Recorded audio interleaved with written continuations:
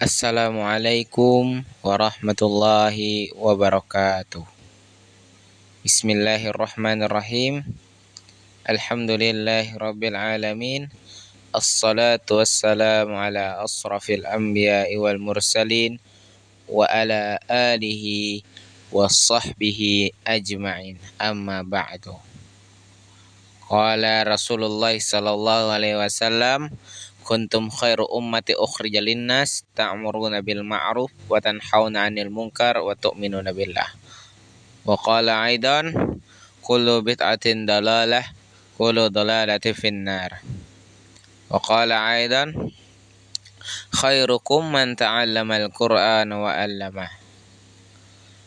Segala puji bagi Allah yang telah memberikan waktunya kepada saya, Muhammad Zakli Zuhair, dengan NIM 230104010014, akan menjelaskan mind mapping ilmu dakwah dengan dosen pengempu Ibu Rizkiatul Hasanah SSOS MSOS.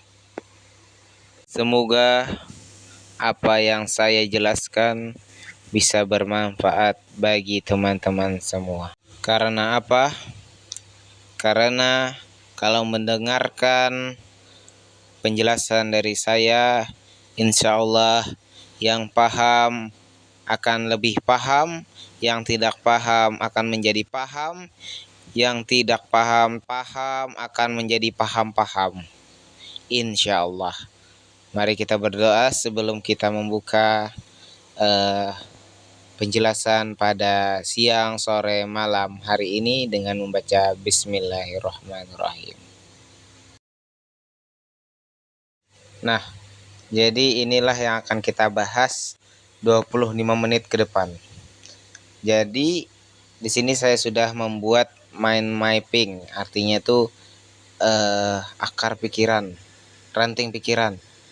Terserah aja. Jadi yang pertama yang kita bahas adalah landasan ontologi ilmu dakwah. Yang kedua, landasan epistemologi ilmu dakwah. Yang ketiga, landasan aksiologi ilmu dakwah. Keempat, relasi ilmu dakwah dan ilmu lainnya. Yang kelima, paradigma ilmu dakwah. Yang keenam, macam, metode, model, media, dan pendekatan dakwah.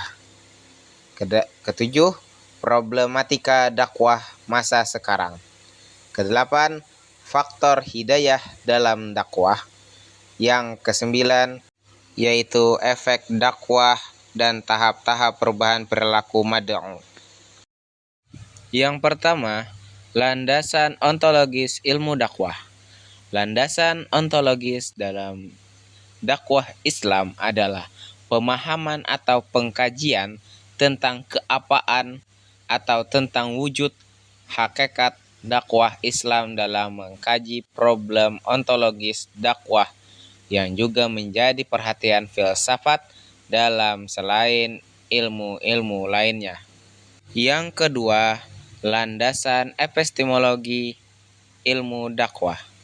Landasan epistemologi dakwah adalah usaha manusia untuk menelaah masalah-masalah objektivitas, metodologis, sumber, serta validitas pengetahuan secara mendalam dengan menggunakan dakwah sebagai subjek bahasan, titik tolak berpikir.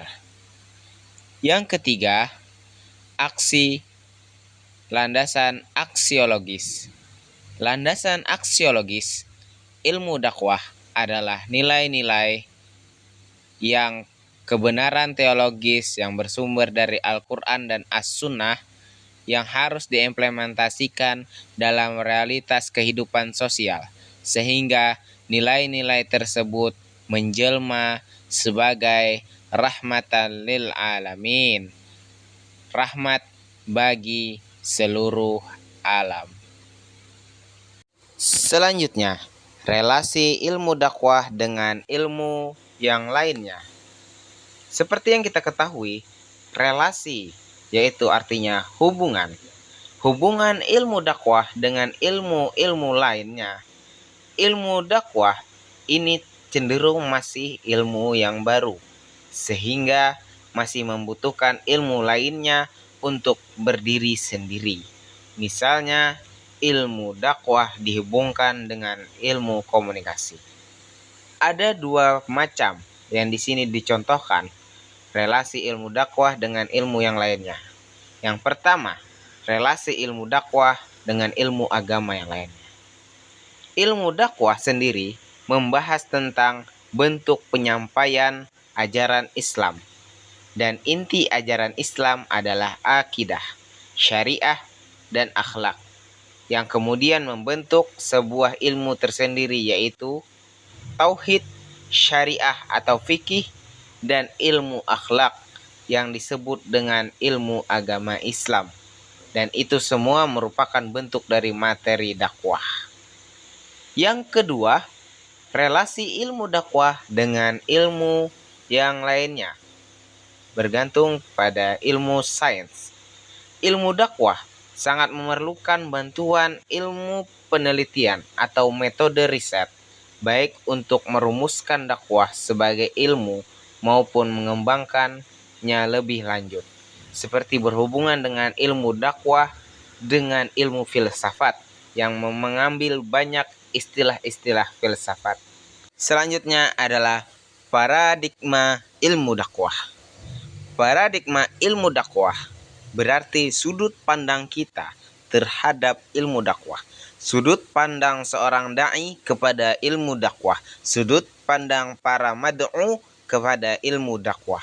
Ini sangat penting, teman-teman, bahwa ilmu dakwah adalah suatu ilmu yang menyerukan agama Islam. Jadi kita harus tahu bagaimana kita memandang ilmu dakwah sebagai sebuah ilmu.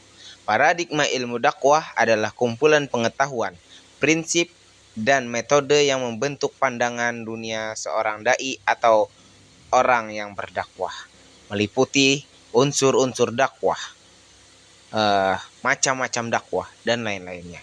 Paradigma mencangkup itu semua supaya kita memahami bagaimana ilmu dakwah berjalan seperti ilmu-ilmu yang lainnya. Setelah kita mempelajari paradigma ilmu dakwah, kita berpindah kepada macam, model, media, metode pendekatan ilmu dakwah. Kita mulai dari definisinya saja. Macam dakwah. Macam-macam dakwah berupa dakwah bil lisan, yaitu dakwah dengan perkataan. Yang kedua adalah dakwah bil qalam, yaitu dakwah dengan cara penulisan. Yang ketiga adalah dakwah bil hal, yaitu dakwah dengan cara perbuatan. Tentu saja perbuatan yang baik. Yang kedua, model dakwah. Model-model dakwah berisi informasi tentang suatu fenomena yang dibuat dengan tujuan untuk mempelajari fenomena sistem yang sebenarnya. Bisa juga suatu objek, benda, atau ide-ide dalam bentuk sederhana dari kondisi fenomena dakwah. Yang ketiga adalah media dakwah. Media ialah alat atau wahana yang digunakan untuk memindahkan pesan dari sumber ke penerima. Dalam hal ini yang berhubungan dengan ilmu dakwah yaitu berarti media yang digunakan oleh da'i memindahkan pesan dari da'i agar sampai ke mad'unya, yaitu media-media. Adapun media yang dicontohkan adalah media antar persona, media kelompok, media publik, dan media massa. Selanjutnya, yang keempat, metode dakwah. Metode atau bisa dipanggil media dakwah menurut Anwar Arifin dalam bahasa Latin berasal dari kata metodos yang berarti jalan atau cara. Berarti ini adalah jalan atau cara yang ditempuh untuk melakukan dakwah. Contoh metode dakwah ialah menurut Al-Quran surat Hujurat.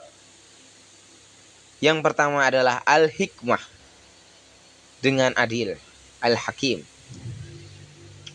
Yang kedua adalah mau'izatil hasanah. Yang ketiga ialah mujadalah. Selanjutnya definisi kelima, pendekatan dakwah. Pendekatan dakwah. Ada 3 pendekatan dalam dakwah.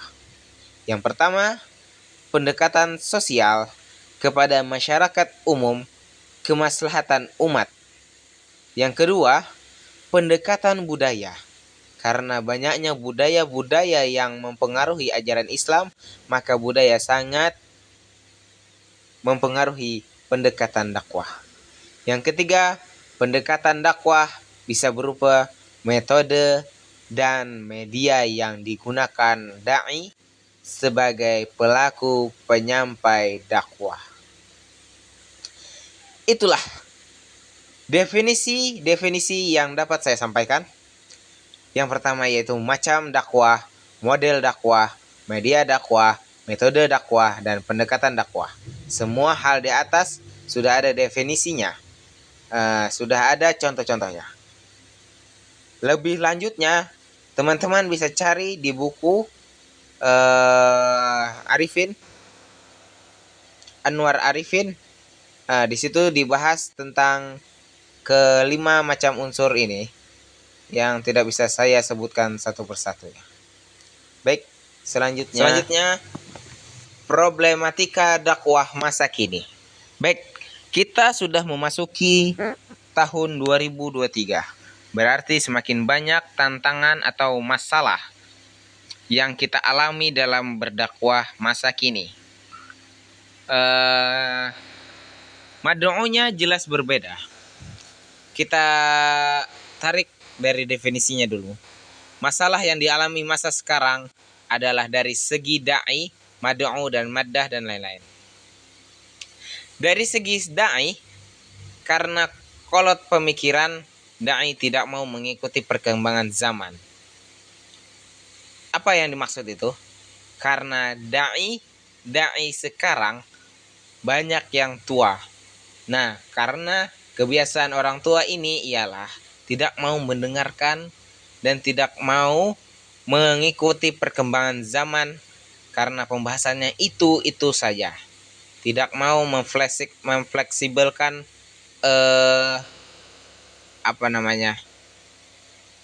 gaya dia dalam berdakwah. Itu adalah salah satu problematika dakwah masa kini. Selanjutnya dari segi mad'u, ketidakacuhan mad'u terhadap dakwah yang ada. Kita sebagai Gen Z, anak muda sekarang cenderung acuh dalam menerima pesan yang bermanfaat. Karena apa? Karena kita ini merasa selalu pintar. Karena itulah yang diajarkan guru-guru kita dulu. Efek samping dari keinstanan semua ini, maka akan terjadi mad'u yang acuh dan sok pintar. Nah, itulah yang membuat pesan ini tidak sampai kepada kolbu sang mad'u. Langsung terpental. Pesan itu tidak sempat diterima oleh dia. Selanjutnya masalah maddah, yaitu media.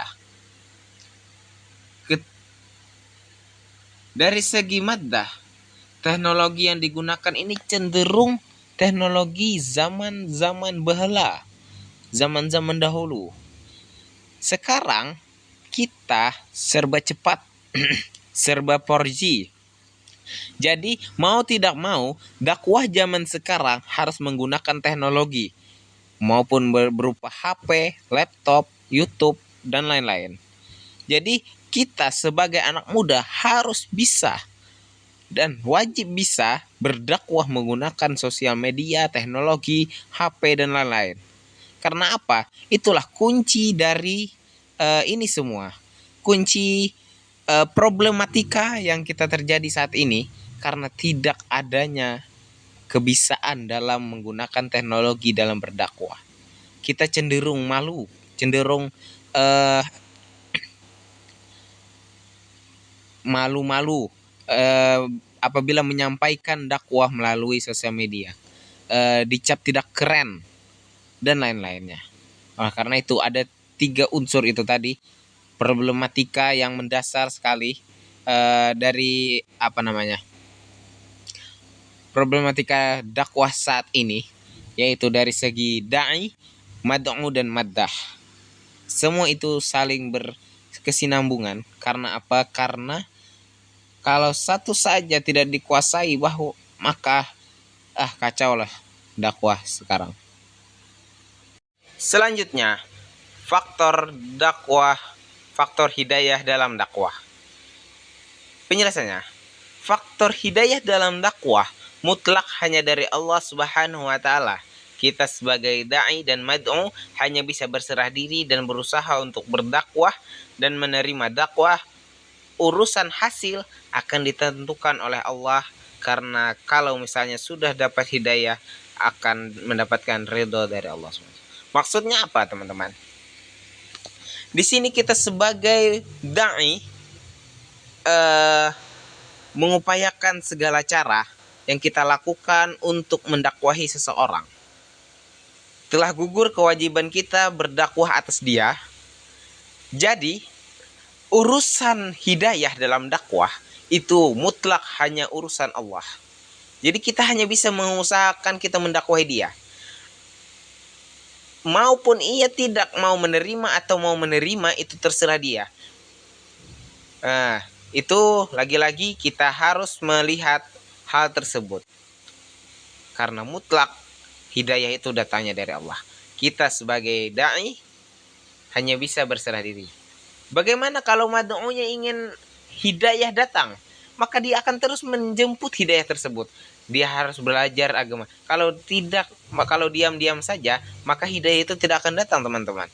Jadi harus ada rangsangan untuk mendapatkan hidayah tersebut. Jangan pemikirannya terbalik. Jangan berpikir bahwa kalau misalnya hidayah itu mutlak dari Allah, berarti kita tidak berdakwah lagi lah. Tidak begitu, teman-teman. Karena kita diwajibkan untuk berdakwah untuk sesama manusia, maka hasil yang dakwah kita ini akan ditentukan oleh Allah Subhanahu wa taala. Allah yang memberikan hidayah itu. Jadi begitu ya, teman-teman. Pola pikirnya dibalik. Bahwa kita berusaha mendakwahi seseorang, maka hasil akhirnya Allah yang menentukan. Begitu ya. Nah, bagaimana kita melihat hidayah yang terjadi dalam seseorang ini? Nah, kita bisa melihatnya dari nanti ada pembahasan selanjutnya, efek hidayah. Yang penting kita lihat dulu, kalau orang itu sudah diberikan hidayah, berarti perilakunya sudah berubah, pola pikirnya sudah berubah, sikapnya berubah, dan lain-lainnya. Materi selanjutnya. Nah, setelah kita mempelajari hidayah, faktor hidayah, maka kita akan mendapatkan efek dakwah dan tahap-tahap perubahan perilaku mad'u.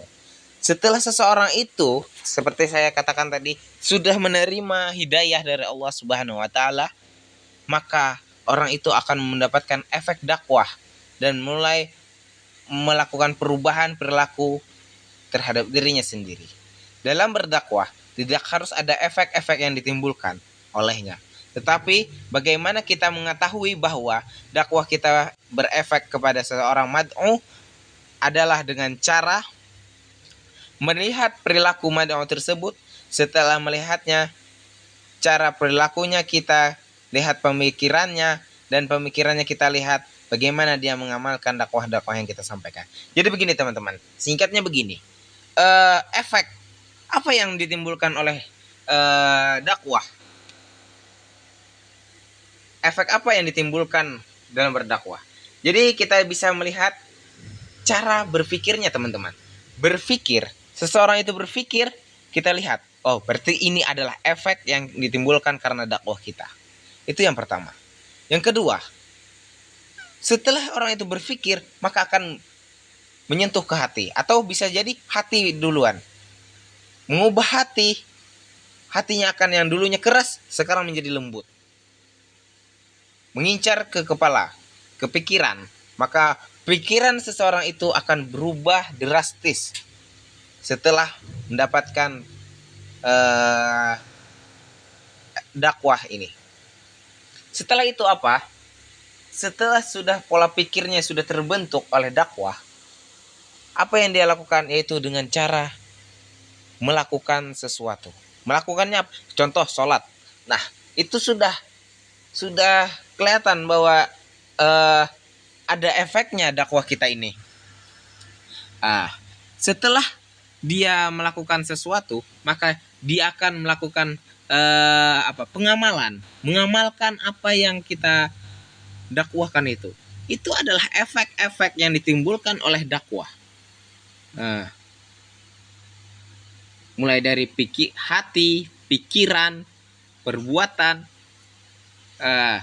Bisa jadi ketika kita berdakwah itu tidak menimbulkan efek apapun dari orang tersebut. Itu bisa saja terjadi. Karena apa? Karena hidayah itu hanya datangnya dari Allah, mutlak karena Allah Subhanahu wa taala. Jadi ingat teman-teman, bahwa kita dalam berdakwah tidak hanya semerta-merta menggugurkan kewajiban kita sebagai umat muslim kepada manusia yang lainnya berdakwah di jalan Allah. Tapi kita harus mengetahui bahwa tahapan-tahapan yang kita lalui dan efek-efek yang kita dapatkan itu hanya dari Allah Subhanahu wa taala. Allah yang menggerakkan kita. Allah yang tahu bagaimana kita bekerja. Allah yang tahu bagaimana ini akan berhasil atau tidak. Allah lah semua kunci dari kunci tersebut. Jadi mungkin ini saja yang dapat saya sampaikan. Mohon maaf apabila ada yang kekurangan dan kehilafan. Wabillahi taufiq wal hidayah. Nun wal qalami wa ma yasturun fastabiqul khairat. Subhanakallahumma wa bihamdika asyhadu an la ilaha illa anta astaghfiruka wa atubu ilaik. Assalamu alaikum warahmatullahi wabarakatuh. Subhanaka la ilma lana illa ma 'allamtana innaka antal alimul hakim. Wa tub alaina innaka antat tawwabur rahim. Amin amin ya Allah ya rabbal alamin. Bismillahirrahmanirrahim. Allahumma salli ala Sayyidina Muhammad wa ala ali Muhammad kama sallaita ala Ibrahim wa ala ali Ibrahim fil alamin innaka Hamidum Majid. Rabbana atina fid dunya hasanah wa fil akhirati hasanah wa qina adzabannar. Subhana rabbika rabbil izzati amma yasifun wassalamu alal mursalin walhamdulillahi rabbil alamin. Takabbalallahu minkum minkum takabbal ya karim. Sekian, terima kasih. Adios amigos. Selamat berjumpa lagi dan selamat Anda telah mendapatkan ilmu-ilmu baru yang saya sampaikan.